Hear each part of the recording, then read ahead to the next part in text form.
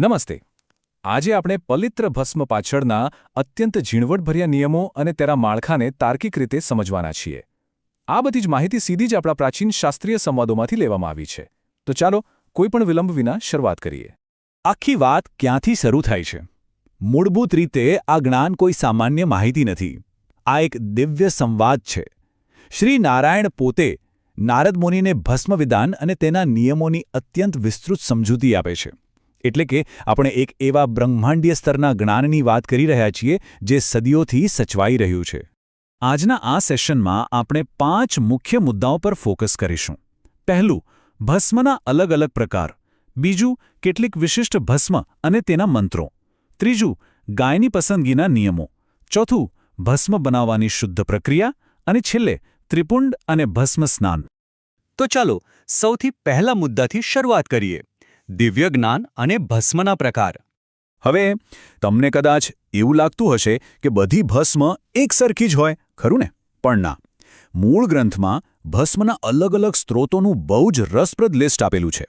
અગ્નિ દ્વારા, કોઈ ખાસ વિધાનથી, યજ્ઞથી, વિવાદ અગ્નિથી, રસોઈના અગ્નિથી, ચંપાવન અગ્નિથી અને જંગલમાં લાગતા દાવાનળથી બનેલી ભસ્મ. આ બહુ અદ્ભુત છે, કારણ કે તે દર્શાવે છે કે અગ્નિ કયા પ્રકારનો છે તેના આધારે ભસ્મના ગુણધર્મો પણ બદલાઈ જાય છે. આગળ વધીએ આપણા બીજા વિભાગ તરફ, વિશિષ્ટ ભસ્મ અને મંત્રો. અહીં ગ્રંથમાં કેટલીક અત્યંત વિશિષ્ટ ભસ્મનો ઉલ્લેખ છે. ઉદાહરણ તરીકે આ વિરજાનલ ભસ્મ. આ કોઈ સામાન્ય રીતે નથી બનતી. આના માટે વ્યક્તિએ પવિત્ર થઈને પૂરા 12 વર્ષ કે કોઈ ચોક્કસ મહિનાના વ્રતનો સંકલ્પ કરવો પડે છે. ગુરુ પાસેથી મંત્ર લેવાનો અને પછી ગાયના છાણના ગોળા અગ્નિમાં નાખવાના. અને હા, આ ભસ્મ માત્ર પૂર્ણિમાના દિવસે જ વિધાન મુજબ તૈયાર કરવામાં આવે છે. વિચારો, કેટલી લાંબી અને કઠિન સાધના છે આ. ત્યારબાદ આવે છે શાંતિકૃત ભસ્મ, એટલે કે એવી ભસ્મ જે શાંતિ પ્રદાન કરે. આનો નિયમ તો સાચું કહું તો એકદમ અણધારી અને અત્યંત કઠિન આવશ્યકતા દર્શાવે છે. જ્યારે કોઈ યજ્ઞ ચાલતો હોય અને તેની સાથે સંકળાયેલી ગાય છાણ કરતી હોય, ત્યારે એ છાણ જમીન પર પડે એ પહેલાં જ તેને અધવચ્ચેથી ઝીલી લેવું પડે છે અને તેને સચ્ચિત રાખવામાં આવે છે. સંપૂર્ણ શુદ્ધતા જાળવવાનું આ એક ઉત્તમ ઉદાહરણ છે, બરાબર ને?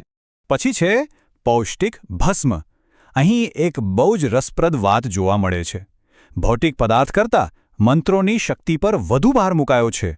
આમાં છાણને કોઈ સામાન્ય દોરીથી નથી બાંધવામાં આવતું, પરંતુ અંદર ગોઠવીને પવિત્ર મંત્રોના સ્પંદનોથી, મંત્રોની તાકાતથી બાંધવામાં આવે છે.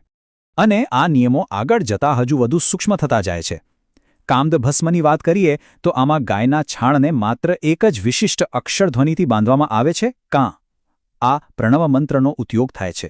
આખી વિધિની જટિલતાને માત્ર એક જ શક્તિશાળી ધ્વનિમાં કેન્દ્રિત કરવાનો આ અદ્ભુત કન્સેપ્ટ છે. હવે આપણે ત્રીજા મુદ્દા પર આવીએ, ગાયની પસંદગી અને તેના નિયમો. આ પ્રાચીન ગ્રંથમાં માત્ર પ્રક્રિયાઓ જ નથી આપી, પણ સામાજિક વર્ણોને ગાયના રંગો સાથે સીધી રીતે જોડવામાં આવ્યા છે. ગ્રંથના નિયમ મુજબ બ્રાહ્મણ માટે ધોળી ગાયનું છાણ લેવાનું વિધાન છે. એ જ રીતે ક્ષત્રિય માટે લાલ ગાય, વૈશ્ય માટે પીળી ગાય અને શૂદ્ર માટે કાળી ગાયના છાણનો ઉપયોગ કરવાનું સ્પષ્ટ સૂચન છે. આ એક બહુ ચોક્કસ વર્ગીકરણ છે. વધુમાં આ ગ્રંથ એક બહુ જ વ્યવહારુ મેન્યુઅલ તરીકે પણ કામ કરે છે.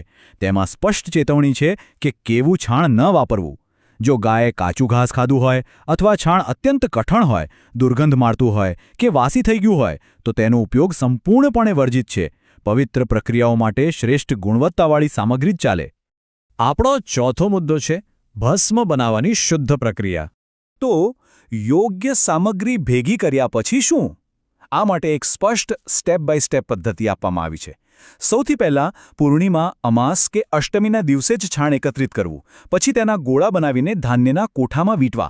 ત્યાર પછી તેને સૂર્યના કિરણોમાં બરાબર સૂકવવાના. અને છેલ્લે કોઈ ક્ષત્રિય કે બ્રાહ્મણના અગ્નિમાં શિવબીજ મંત્ર બોલીને એ ગોળો અગ્નિમાં પધરાવવાનો. ભસ્મ તૈયાર થાય એટલે તેને શુદ્ધ કરી પૂજાના પાત્રમાં સાચવી લેવી. આ આખી પ્રક્રિયા જટિલ નિયમોને એકદમ લોજિકલ સિક્વન્સમાં ગોઠવી આપે છે. ચાલો હવે આપણા છેલ્લા અને 5મા વિભાગ તરફ વળીએ, ત્રિપુંડ અને ભસ્મ સ્નાન. ભસ્મ બની ગયા પછી તેના દૈનિક ઉપયોગનું શું મહત્વ છે? શાસ્ત્રો કહે છે કે નવરાત્રિના પવિત્ર દિવસોમાં માતાજીના મંદિરમાં થયેલા હવન કે પછી નવચંડી, શતચંડી, સહસ્રચંડી કે લક્ષચંડી યજ્ઞમાંથી મેળવેલી ભસ્મ અત્યંત ઉત્તમ છે. કારણ કે આ વિશાળ ધાર્મિક અનુષ્ઠાનોની પ્રચંડ ઊર્જા એ ભસ્મમાં સમાયેલી હોય છે. ભગવતીના ભક્તો માટે આનો મહિમા અગાધ છે. મૂળ સ્ત્રોતમાં એક બહુ જ આકડી અને સીધી વાત કહેવામાં આવી છે. ત્રિપુંડ વિના બ્રાહ્મણ શૂન્ય સમાન ગણાય છે. હા, શૂન્ય સમાન. આ દર્શાવે છે કે ભસ્મથી ત્રિપુંડ કે લેપન કરવું એ માત્ર કોઈ શણગારની વાત નથી, પણ તે અસ્તિત્વ અને આધ્યાત્મિક ઓળખનો એક અત્યંત અનિવાર્ય ભાગ મનાતો હતો. હવે આ જુઓ, આ કદાચ સૌથી રસપ્રદ અને વ્યવહારુ નિયમ છે. માંદગી વખતે કે અન્ય કોઈ કારણસર જ્યારે સામાન્ય જળસ્નાન એટલે કે પાણીથી સ્નાન કરવું શક્ય ન હોય ત્યારે શું કરવું?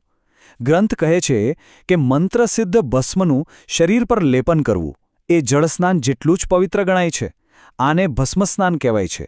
એટલે કે શારીરિક સ્વાસ્થ્ય સાથ ન આપે ત્યારે પણ આધ્યાત્મિક શુદ્ધતા જાળવવાનો આ એક કમાલનો વિકલ્પ છે. અહીં 3નો આંકડો બહુ જ મહત્વ ધરાવે છે. પોતાના શરીરે કે શિરોમંડળમાં મંત્રસિદ્ધ ભસ્મ લગાવતી વખતે બરાબર 3 વખત મંત્ર બોલવાનો નિયમ છે. અને તમને જાણીને નવાઈ લાગશે કે માત્ર આટલું કરવાથી આખા દિવસ સુધીનું વ્રત પૂર્ણ કર્યા સમાન ફળ મળે છે. આ એક બહુ જ શક્તિશાળી વિધાન છે.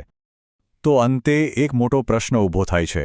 જો ભસ્મ સ્નાન જળસ્નાન જેટલી જ પવિત્રતા પ્રદાન કરે છે, તો આ પ્રાચીન જ્ઞાન આપણને આધ્યાત્મિક શુદ્ધિના સાચા સ્વરૂપ વિશે શું શીખવે છે? કદાચ એ જ કે આ બધી ભૌતિક વસ્તુઓ એક ઊંડી આંતરિક શુદ્ધિ તરફ ઇશારો કરે છે. પવિત્ર ભસ્મનું આ વિજ્ઞાન બહારના દેખાવથી ઘણું આગળ છે. આશા રાખું છું કે આજના આ વિશ્લેષણથી તમને એક નવો જ દૃષ્ટિકોણ મળ્યો હશે. જોડાવા બદલ આભાર.